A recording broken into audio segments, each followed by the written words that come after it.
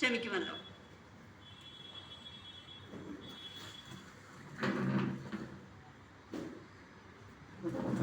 കവിതയുടെ പേര് ഉഭയജീവിതം.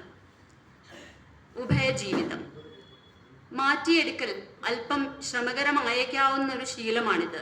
എങ്കിലും തുനിയുക തന്നെ.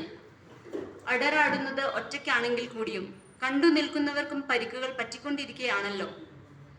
4 ചുമരുകൾക്കിടയിലെ പതിയെ ഊർന്നു വീഴുന്ന ജലധാരയ്ക്ക് കീഴിൽ നിൽക്കുമ്പോഴും വനാന്തരത്തിൽ പാറക്കെട്ടുകളിൽ നിന്ന് കുളിർന്നൊഴുകി വരുന്നൊരു വെള്ളച്ചാട്ടത്തിലാണ് നനയുന്നതെന്ന് തോന്നും. വാതിൽക്കൽ കേൾക്കുന്നൊരു ശബ്ദം ആ സ്വപ്നസ്ഥലിയിൽ നിന്ന് കൈപിടിച്ച് തിരികെ എത്തിക്കുവോളം.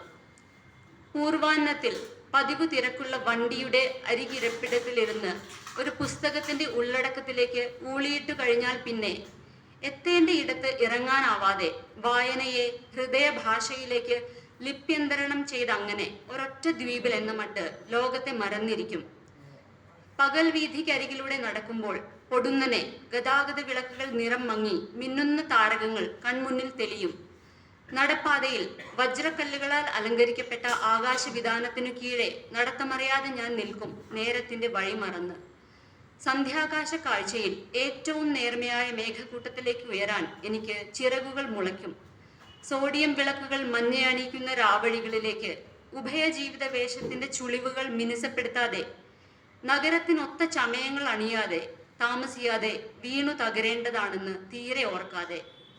ബാൽക്കണി അഴിയിലൂടെ കാണുന്ന കൃത്രിമ ജലാശയത്തിന്റെ നീല തെളിച്ചം, താഴെ ചെടികളുടെ ഇലയനക്കം, തൊടാവുന്ന ആകാശച്ചെരിവിലെ മഴവിൽ തുണ്ട്, ഇതിലൊക്കെയും നിന്ന് മുന്നറിയിപ്പൊന്നുമില്ലാതെ പെട്ടെന്നുള്ള വിടുതൽ പരിചിതമായ ഇടങ്ങളെപ്പോലും അറിയാദേശങ്ങളാക്കുന്നു.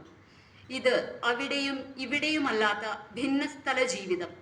നഷ്ടമാവൽ നേരങ്ങളിലെ ഭാരമില്ലായ്മയ്ക്ക് ഇവിടെ വല്ലാത്ത ഭാരം. താങ്ങാവുന്നതല്ല, പകുക്കാനും വയ്യ. ഇനി വരികളിൽ നിന്ന് താഴോട്ടിറക്കം. നന്ദി, നമസ്കാരം.